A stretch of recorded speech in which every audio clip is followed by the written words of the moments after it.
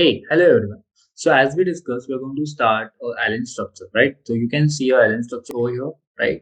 So this is a 3D model of the Allene structure. Okay, so we are going to discuss about how the Allene structure it is, okay, how it look like. That is the first point. Second point, what are the chirality it follows, and the third point, the RS configuration. So we are going to talk about these 3 points with the help of this 3D Allene structure. Okay, so let's begin with it. Now, as it's moving, can you see something? There is a carbon-carbon double bond is there, right? So if this is a carbon, okay, and again we're talking about this is a second carbon, right? And this is a third carbon we are talking about. Okay, so these are the carbons arrangement that we have seen over here, right? So let's talk about it. So we have seen that carbon-carbon molecule, right? So before we start this point, let's consider one more thing is that when you talk about the allene, allene is a cumulative diene. So what is a cumulative diene? That is a more important point here. So ene is a alkene, right? Ene is what? Alkene. So let me do the thickness. Okay. So when you talk about the alkene, what comes in your mind? When you talk about the alkene, what comes in your mind? Carbon-carbon double bond should be there. Okay. Suppose this is the ethene structure I'm drawing here. Correct. So we know that this carbon and this carbon has a sigma bond. Okay. But when you talk about the pi bond, it has a p orbital come into the picture. There's a p overlap. P orbital overlap. Correct. So when you talk about the alkene, there is a carbon-carbon double bond. Okay. And we know that there's a sigma bond and pi bond, and because of the p overlap, there is a formation of the pi bond that we have understood. Correct. Now, as we mentioned, the alkene is a cumulative diene. So we talk about the alkene. Okay, now we're talking about the allene structure. So cumulative diene means what? One carbon is having the second carbon attached with a double bond and consecutive carbon having the double bond. So this is carbon and carbon and carbon connected with a double bond. So this is called actually cumulative diene. Okay, so you can see here the structure of the allene.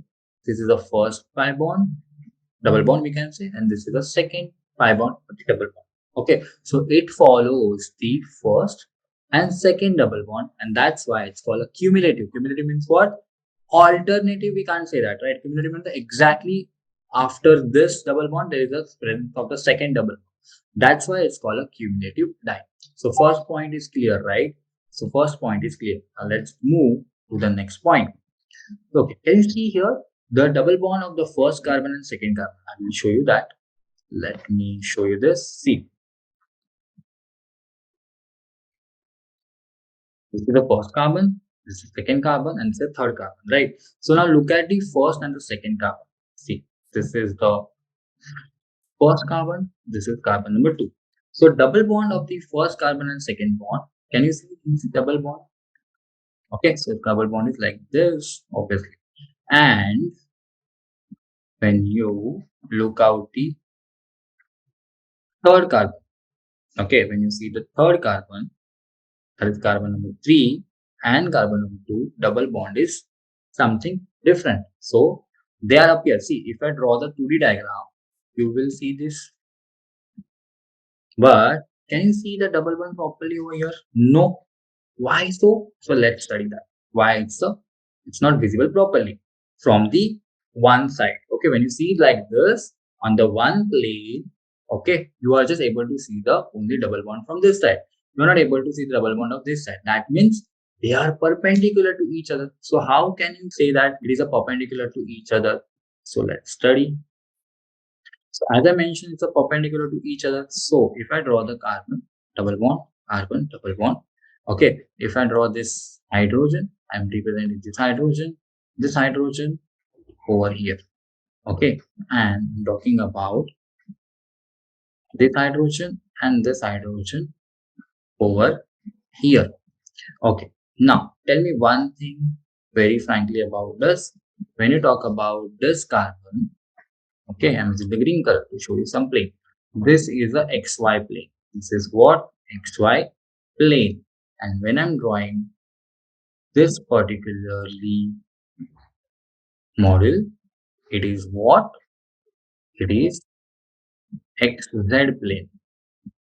Okay, so don't you think so? When you draw this, this is X, this is Y, and this is Z. When you look at this first plane and the second plane, they're perpendicular to each other. That's why these double bonds are also perpendicular to each other, and because of this cumulative double bond, there is a restriction. There is a restriction in rotation. Okay, so there is a restriction in a rotation. So the double bond found in the cumene are perpendicular to each other. Okay, they are perpendicular to each other. And why they are perpendicular to each other? We just have seen that when carbon-carbon double bond is there, and this is the first double bond, and this is the second double bond, right? They are perpendicular to each other. Now let's see with the proper image, okay, proper 3D diagram. Okay, so let me show you that. Okay, so look at these structures. Okay, now I'm talking about this kind of structure. See, we know that carbon double bond. Okay, so when you talk about the one and second, so let's take a p orbital over here. Okay, it's py. This is also py. If you're taking py orbital of the first carbon, so obviously it will be going to form a bond. It's going to form a bond between the py of the second orbital. So they going to form the overlap. Okay. Now, if I have already considered the second and third, okay. So if I draw this, so it will be PZ, and this is also PZ. So there will be the double bond overlap between that. So can you see this? See, here is, suppose this is carbon 1, this is carbon 2, and this is carbon 3. Okay, so this arrangement is forming the pi bond. Right, this is a sigma bond. This is a pi bond. This is py orbital of the first carbon, py orbital of the second carbon. Then there is a formation of the bond. Look at here. This orbital we're talking about. This is pz and this is pz of the second carbon and the third carbon. Okay, so they are forming the bond. So that's why the rotation is like this. So if this is here, this bond will be like this, perpendicular to each other. It's like this, they are perpendicular to each other. So this diagram is giving the actual significance of the double bond, how they are actually perpendicular to each other. So they are in a different plane, as we mentioned. This is in okay, they are in a different plane. So if this is in xy plane, so this will be in xz plane. Okay, so that is the reason they are the double carbon double bonds are perpendicular to each other. So I hope you got this point. Okay, so let's go further and try to understand in detail and proper manner. Okay, so here is the double bond we're talking about. See that blue is a sigma bond. Okay, carbon carbon. So we are talking about the pi bonds. So look at these pi bonds. This dotted line which I'm showing here, they are the pi bond. So this is a pi bond and this is the pi bond. Okay, so this is how the structure going to form a pi bond over here. Okay, so try to understand that. So this diagram actually giving the proper, we can say, the picture of perpendicular double bond to each other. So, okay, I hope you understood this point very clear, right? That's the point over here. Yeah, okay, now we are talking about, is this structure is Allene, that we understood, right? But actually, the structure name is propadiene and simply named as Allene structure. Okay, propadiene. Because how many carbons are there? 3 carbons are there. That's why propadiene is a structure. Now, is this structure is going to show the geometrical isomerism? That is the point. Okay, so for the showing the geometrical isomerism, it has to follow the certain rule, certain criteria. First criteria, it has to be show the restricted rotation. Restricted rotation. So let's check it out. Is the first point is clear or not? So because of the presence of the double bond and they are perpendicular to each other, so there is a restriction location, right? One is another plane, one is another plane that we have just discussed right now. So they are going to show the restricted rotation. So look at this arrangement of carbon 1 and carbon 2 and carbon 3 because of the cumulative double bond. Okay, so there is a restricted rotation. Many students also, when you talk about the allene, they come to false point, that is alternative double bond. No, there is a cumulative die. Okay, so that we have discussed. So restriction rotation, first point is clear, right? The second point to fulfill the GI, that is the geometrical isomers, is the aerial distance. Aerial distance should be not same. So let's check out this point, how it actually correlated. Suppose here is a fluorine, okay, here is a hydrogen. Here is a hydrogen and here is a fluorine. So now, as a to fulfill the correlation, that is geometrical isomer. So if I mention, say this is a first isomerism, for example, if I draw the dotted line, or we can say draw the line from here to here, okay, this is the distance x, okay, and if I shift this fluorine here right now, hydrogen here up in the second isomer, and I want to check the distance between this fluorine and this fluorine. This will be always x now. Why? Because in the structure of the allene, the distance x and x is same, even though there is a second isomer is taken. So the aerial distance should not be same, but here x is equal to x is coming. So the second condition is not fulfilled, right? So the Allene structure is not going to show you any geometrical isomerism. So that's the third point we have discussed over here. Okay, have you understood this? That third point we have discussed, right? Okay, so geometrical isomers, they are not going to show because restricted rotation is there, but the aerial distance, just we have discussed, they are not showing properly. The aerial distance is same when you talk about, right? So the second condition is not fulfilled over here, and that's why they are not going to show any geometrical isomers. Okay, so we have covered with second point, that is geometrical isomers, they are going to show or not. Now let's talk about the things. Now can you see this properly? If I draw the circle here, this is the outgrowth, these hydrogens are the outgrowths, okay, and these hydrogens are below. So if I write the Newman's projection, if I write the Newman's projection, what I will get over here, okay. So if I draw the structure here, I'm getting hydrogen here, and these hydrogens are below. So don't you think so? They are actually making the 90-degree angle here. Okay, as we discussed earlier, the cumulative time and the C1 to C2, carbon 1 and carbon 2 double bond, and carbon 2 and carbon 3 also double bond, but they are perpendicular to each other. So similarly, in Newman's projection, you can check it out. Okay, so this is Newman projection. We have just seen hydrogen is there, right? So they are making 90. See, if I draw the Allene structure like this, okay, let me show you that as well. If I'm drawing the Allene structure like this, carbon, double bond, third carbon. So I want to show here hydrogen, here methyl, here ethyl, and here hydrogen. Okay, so what is the condition over here? So instead of this, here is methyl, here is hydrogen, here is ethyl structure, and here is a hydrogen structure. So you can see they are the perpendicular to each other. That's the point. Okay, so we have seen that. Now, okay, so we just seen the Newman's projection. Okay, so we done with the Newman's projection over here, how to draw it.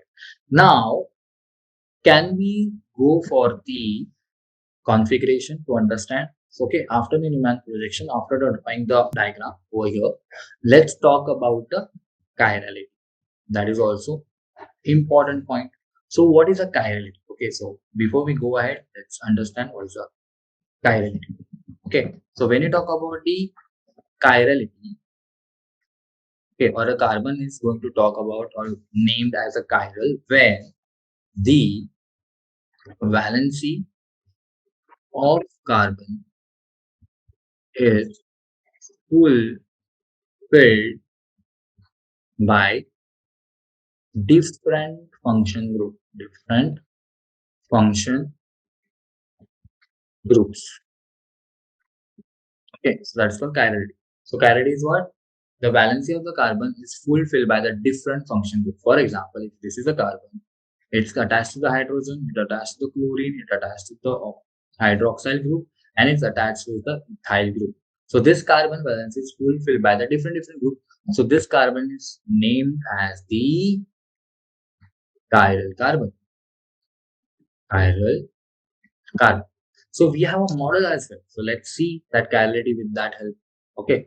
So let me show you that as well. See here, I'm talking about this carbon. Okay. Now in this carbon, can you see something?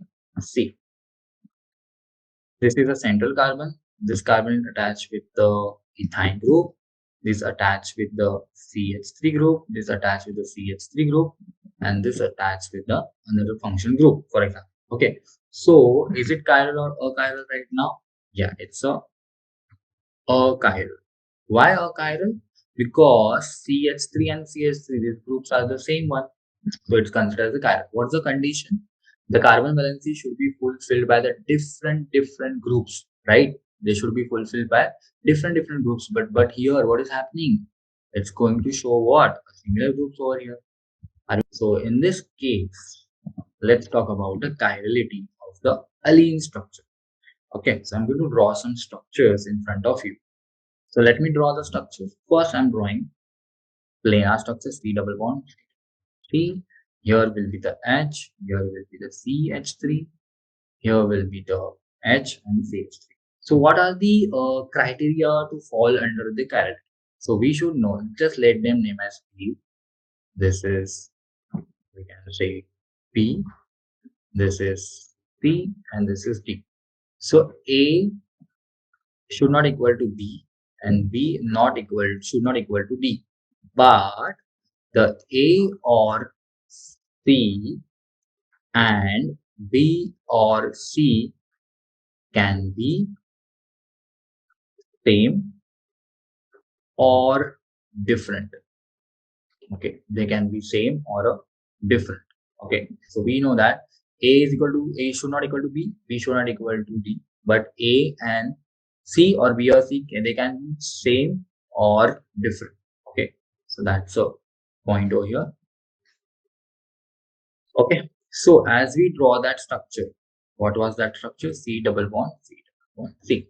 So here is a H. Okay, here is a CH3. Here is again H. Here is a CH3. Now, as we mentioned that A should not equal to B and B should not equal to, I mean, okay, C should not equal to D. Okay, so the conditions are fulfilled. So this is called the chiral. Okay, now if I do this, hydrogens are here on the one side. This has a CH3 group and this is the C2H5. Now, as we hear A is equal to B, so this is a chiral. Okay, so we just talk about the chiral and a chiral molecule. Okay, suppose I'm drawing here H, here is CH3, here is Cl molecule, and here is a CH3 molecule. So can you say it's a chiral or not? Okay, so look at this. All are different, right? This see, this is A, this is B, this is C, and this is D. So A, C can be same or different, right? But C and D are not equal, right? So as per the condition, whatever the structure we have drawn, it's a chiral, right? So have you understood these conditions? Now let's talk about the different topic that is very important. Okay, it's called RA on assay configuration. Okay, so RA configuration. So in this configuration, how can you mention the things? For example, if I draw a structure, let me draw the structure like this, then I will interpret on the structure. Carbon double bond, carbon double bond, carbon double bond. So if I'm drawing here the hydrogen, here is a methyl group, here it is a hydrogen group, and here it's a ethyl group. But we have to mention that ethyl group should be outgrowth, and this hydrogen group should be like this, back of the plane. Like ethyl group is coming outward. Okay, so wedge and the below the plane H is there. Okay, so this is a structure. Now, what is RS configuration? So configuration has to be on the depend on the priority. So let's give the priority. Okay, so let's consider this group over here. So methyl is here, hydrogen should be here, ethyl should be outwards because it should be come out from the screen as the waste structure is there, and hydrogen is below. Okay, so now let's talk about the RS configuration. Okay, so how can RS configuration? So as per the priority, this carbon is called proximal carbon. Proximal carbon. This or which what is the this sp2 hybridized, and this is also sp2 hybridized, or it's called distal carbon, which is sp2 hybridized. Okay, so proximal. Let's go to the proximal first. So from the proximal, this methyl comes as a 1, this is second, this comes third, and this comes fourth. So let's draw the device projection. Let's draw the line. Here is a 1, here is a 2, here is a 3, and here is a 4. Okay, so according to the same, we have to go from 1 to 3. So here from 1 to 3, we are going in this direction. This is anti-clockwise. As it is going anti-clockwise, so this is the SA configuration. It is what SA configuration, as it going anti-clockwise. Okay, that is the first point that we have seen. Now let's talk about the second point. Let's consider the distal end. So when you go to the distal end, let me draw the thing again. Okay, so in this case, okay, so in this case, this will be the 1, 2, this is 3, and this is 4 according to rules. So if you want to go from 1 to 3, you are going from this side again. So again, it is the SA configuration. So from the considering proximal end as well as from the distal end, we are getting the same configuration, that is RSA configuration. So here we talk about the RA configuration as well. Okay, so let's discuss in a very quick manner what we have just talked about. Okay, so this is the structure. Okay, so this is the Allene structure. First point that we talk about is the perpendicular of the double bonds. What is that? Because they are into different plane. So the bonds between C1 and C2 and C2 and C3 are perpendicular to each other. Okay, because there is a restriction in that first point. And we have also discussed carbon 1 and carbon 2.